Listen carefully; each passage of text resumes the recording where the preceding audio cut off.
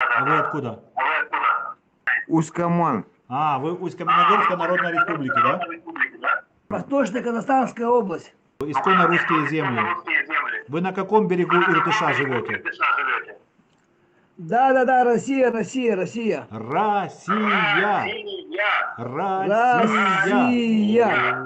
Да, нормально, брат. Я Ты чё? понял, я понял. Северный Казахстан, Восточно-Казахстанская область. Восточный Казахстан. Относится к России.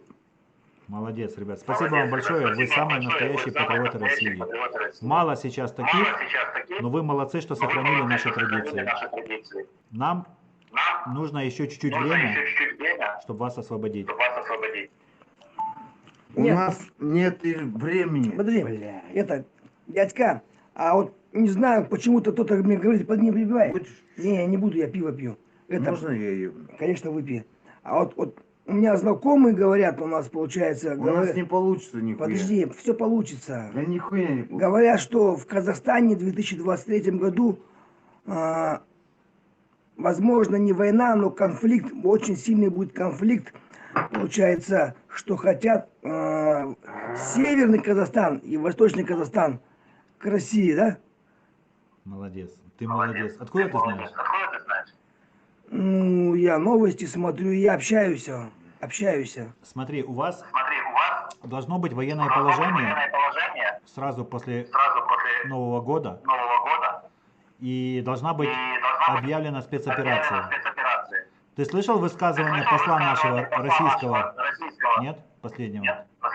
Я что-то наподобие, что-то я смотрел в Ютубе, Смотри, я у вас смотрел. сейчас в Казахстане, центральном и южном, процветает нацизм, национализм. И это приводит к русофобии. А это мы не потерпим. Поэтому мы думали как? Разберемся с Украиной и проведем спецоперацию на востоке и на севере Казахстана.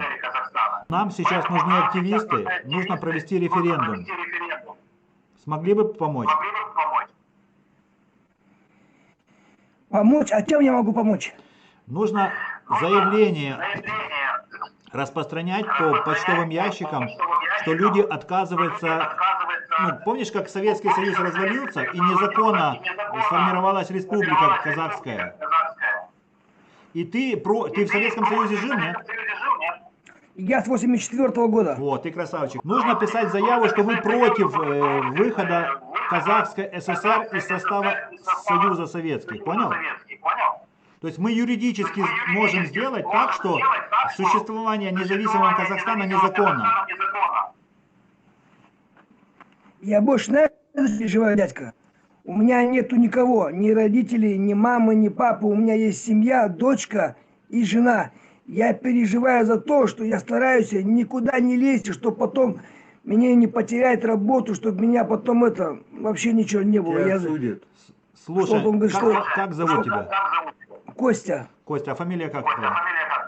Лисенков. У нас, получается, я смотрю новости в Ютубе, есть кое-где, получается, простой житель приходит в магазин, и продавец говорит ей на казахском, а она говорит, я не понимаю, он говорит, разговаривайте на казахском, я вас не буду обслуживать, получается. Вот.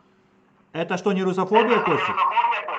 Ну, а потом-то вроде бы пришло нормально. Да, потом она стояла, извинялась, говорила, что прошу прощения у казаха, я там то все, наши женщины извиняются. Ты о чем?